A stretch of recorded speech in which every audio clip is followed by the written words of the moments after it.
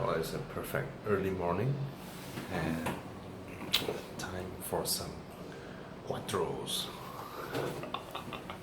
The worst thing that could happen when you want to go for a drive is to discover a puncture. What the fuck? So, it is about 8 in the morning and I actually wanted to go for a drive, and the moment I came out my car, I was like, hey, something isn't right. Then I checked my rear tires. My rear, right hand side rear tires, they're flat. So, and now it's so early and it's a Sunday morning.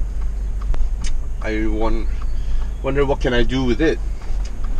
Just to let you know, sometimes when you discover your car has a flat tire, you can actually roll slowly.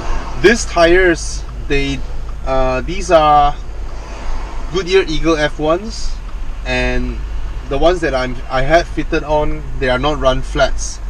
So it's kind of shitty when your tires are not run flats, because some people end up trying to change their tires by the road, which is super dangerous. Just know one thing: when you have a flat tire, if you think that there's maybe another few kilometers in front where you can do something about it, then slowly roll like that over there with your hazard lights on, because it is much safer than trying to change your tires by the road. This is not Hollywood, this is not Hong Kong TVB. Don't watch the movies and thought changing tires by the roadside is a very manly thing. It's a dangerous thing to do. Roll slowly until you find a spot that is safe enough for you to change the tires, because the only thing you'll be damaging is perhaps the tire itself or the rim. So the first course of action that I want to do now is to get my tires pumped up regardless, because now it is fully flat. I will only damage the sidewalls when I continue to drive like that. So I have to roll slowly and get it pumped up. At least I'm not sure if it is a gradual loss of air or it's a super big puncture. I have no idea until I fill it up. Then I need to find a shop that is still open, that is within the range where my tires can bring me, to get them checked or replaced. So what I did just now is that I refilled the punctured tire first, the flat one, and then I went and checked all around my other tires. And after that one round, I immediately came back to that tire and looked at the pressure again. So within a short period of time, that tire lost 20. So it was from 220 and then back to 200. You might be asking, why your car you only pump 220? Because what I know is that air pump that we have, they're not calibrated correctly. Every time when I pump about 250, when I go to other places, the reading is about 300 over. So so that's my remedy for it. Now I need to quickly find a tire shop that is open at this hour, 8:10. Wasted my time. Think about it. Come to think about it, right? Just now when my tire was flat, as I was rolling out from my condo, I can hear it and I can actually feel it. Okay? But if it is a more modern car, those with absolutely awesome soundproofing, I'm very sure I won't be able to tell. In fact, there are a lot of cars, right, that are so good in soundproofing that you wouldn't know if you scrape something, your bumpers and all that, you know. So I actually don't really like cars that are too soundproof. And this obsession of every Malaysian with soundproofing, I have no idea why. My supposedly really exciting morning drive became a morning hunt for tire shops. I guess you can never guess the trajectory of the curveball that life throws at you, right? Of course, it's not a huge issue, it's not a big thing, but still, it's a little bit of a disappointment, because so now we're gonna get it out and get it checked. You can see it's already flattened a bit. Yeah.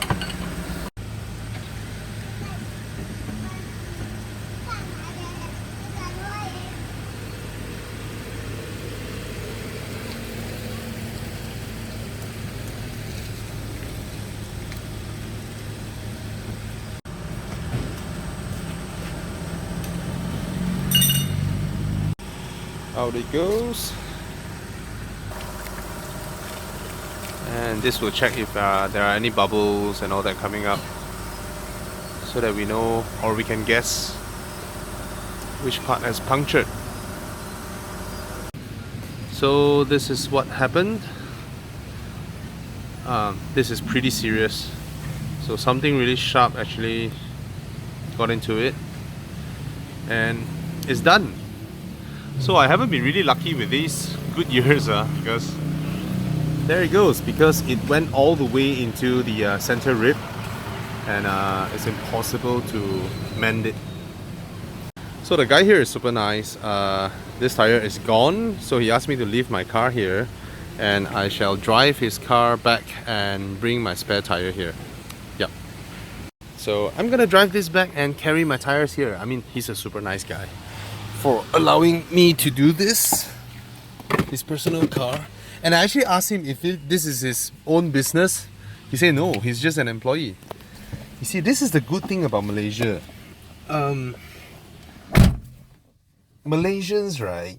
We have that, we have that tidak apa attitude.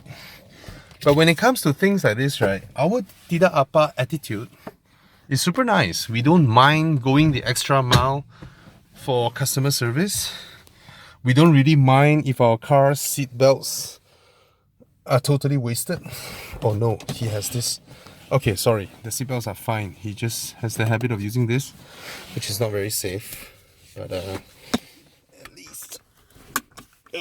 Okay. And let's start the car. This is a Persona. Yeah. So now I'm test driving a Persona.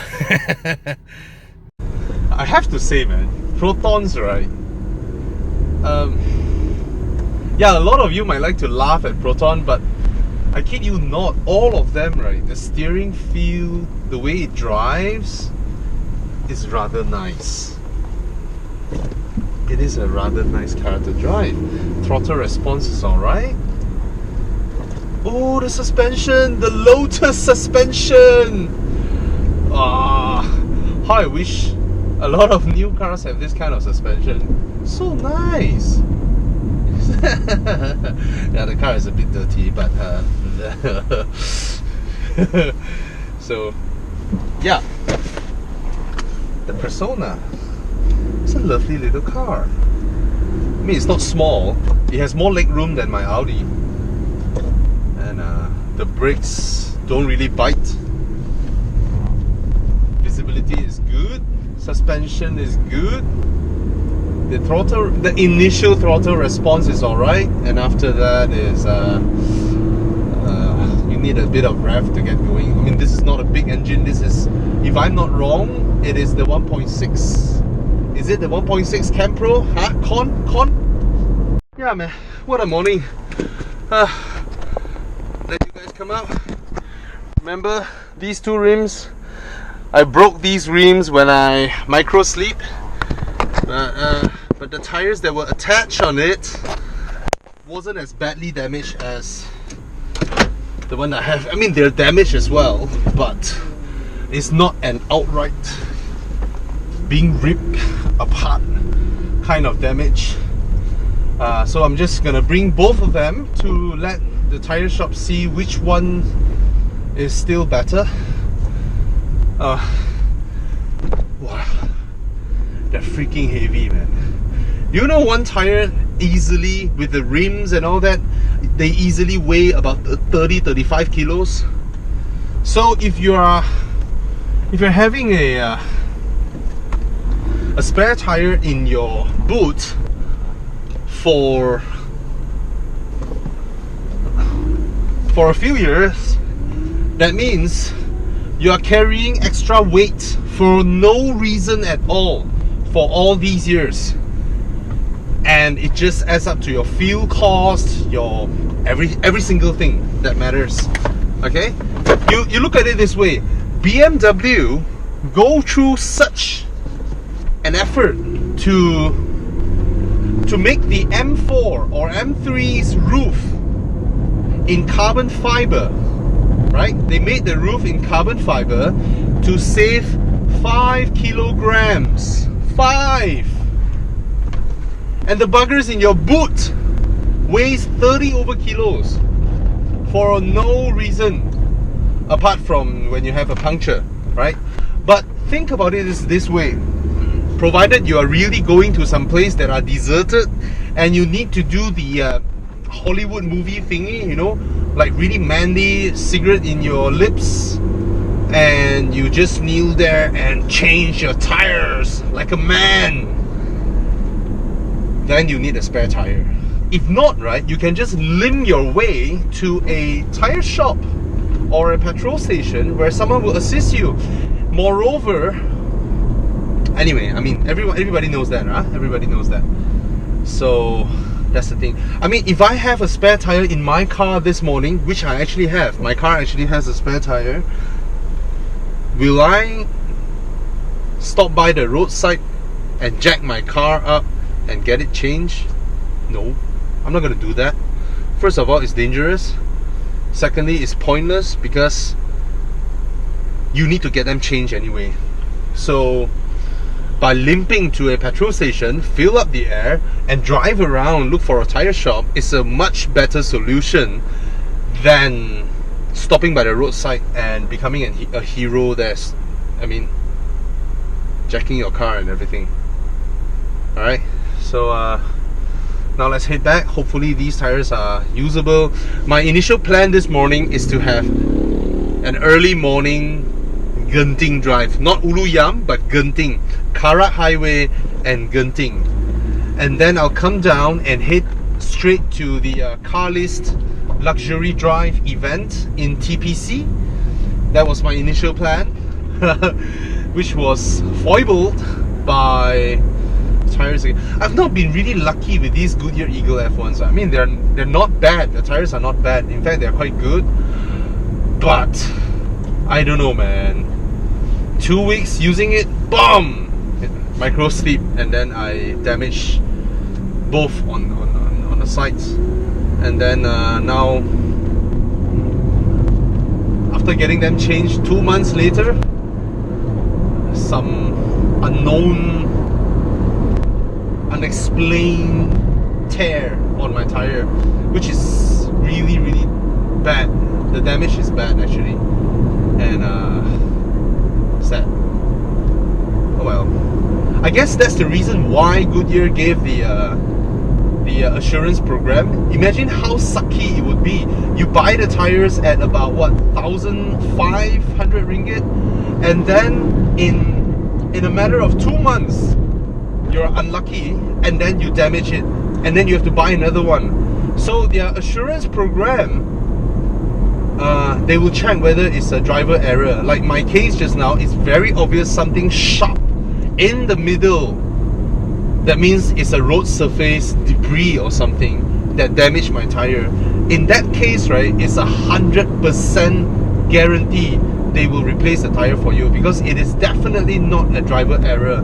But if it is the side wall, if it is your side wall, which is an indicator of a driver error hitting the side wall and damaging the tires, like my case, I micro slip is my error, then there will definitely be no replacement or assurance. You have been disqualified from the assurance program because it is a driver error and not a road surface hazard, a pothole or something else. Alright? So it's very good to have this kind of program, and we just hope that more tire boys offer these programs because it's good.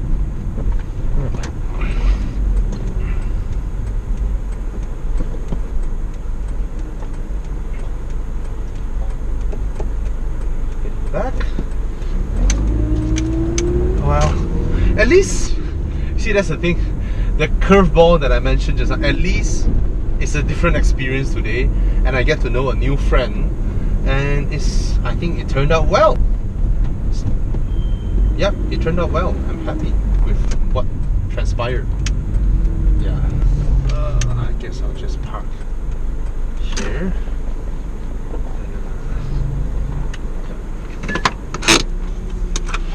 Yeah, So now we're gonna see if those tires are still worthy of usage. So if you want a tire shop with an exemplary after sales service, or not, I mean it's not even after sales, I haven't spent anything with them as well. And yeah, my tire got flat. It's proven to be unworthy of usage. He let me drive his car back home and carry my tires back here to let him try. Yeah, which means he won't get a tire sale as well, but this kind of service, fantastic man, highly recommended. So this morning has turned out to be rather interesting. That's the way life is, right? You can't expect what will happen, but eventually, when you think about it, everything that has happened to you, as long as you're still alive, is good. Whatever bad thing that has happened, that ever happened, it will always turn out to be good. So the small ordeal was over. Now I'm carrying this heavy guy and another one at the back to I can't have an exciting drive anymore, right? The whole thing is gonna be doing all that to my car because they're not exactly extremely securely fastened. But well, at least I'm glad that a tire shop was open. I'm glad that I got it sorted rather quickly, and so today I have a rather fuss-free day to celebrate my daughter's birthday. So I'm here. You guys should drop by today. Today is the last day of the Carless Luxury Drive event, where there are Volvos, Lexus, what else? Land Rover, Jaguars. Is there a Mercedes? I'm not sure. Having road shows here, a very fitting place, and you might be able to get some good deals out of it. Okay, and I have a special affection to this place because I got married here, and yeah, it's memorable. I mean, it's been 6 years since I come back here. 7, was it? 6, okay. So yeah, my morning drive became a really short one, but an interesting one. And I still love this car, man. This car drives so well. Fantastic car. This 3-litre supercharged engine shouldn't retire at all. I mean, it's not the most fuel efficient 3-litre. I mean, compared to my BMW, the BMW gets, oh my god, what a beauty! What a beautiful wagon! Wow, nice. Anyway, my BMW can pull another 200 kilometers out of that engine compared to this one. This one, I for the same amount of fuel, a similar size engine, this one gets 200 km less mileage consistently. But owning a car was never just about fuel efficiency, was never just about reliability. It is a multi-aspect thing, and I enjoy how it drives. The way it feels, it is so freaking planted. And the way this engine pulls, the way this transmission shifts, the 7-speed wet clutch DSG is just a joy to drive. It is so fast, the gearbox. And the way this engine responds, Audi's throttle response has always been really good, really sharp and accurate. And oh, there's one last thing I want to talk about. You know how men came home and the wife prepares food and everything and get your laundries done and all that, right? So man gets to enjoy that, right? And then on the other hand, man likes to joke about women not taking care of their cars. You know, they didn't change their brake pads or engine oil and all that shit. You know what? Because actually I bought the Beamer for my wife, but she prefers to drive this. She says it's way better to drive than that. I agree with her. And she prefers the wagon. Now the thing is this, I make sure her car doesn't break down. I make sure the brake pads are well sorted out, the engine oil, the wiper fluids, all these things, the tires and all that. This is our job, okay? So if you expect yourself to don't even need to care about your luggage when you go travel and all that, your wife sorted all that out, right? Then you should make sure you sort out her car, because that's how a relationship works, right? Don't be that asshole that she takes care of all this for you, whereas you laugh at her for not taking care of her car. How would she know? The same goes with, how would you know where your socks are, right?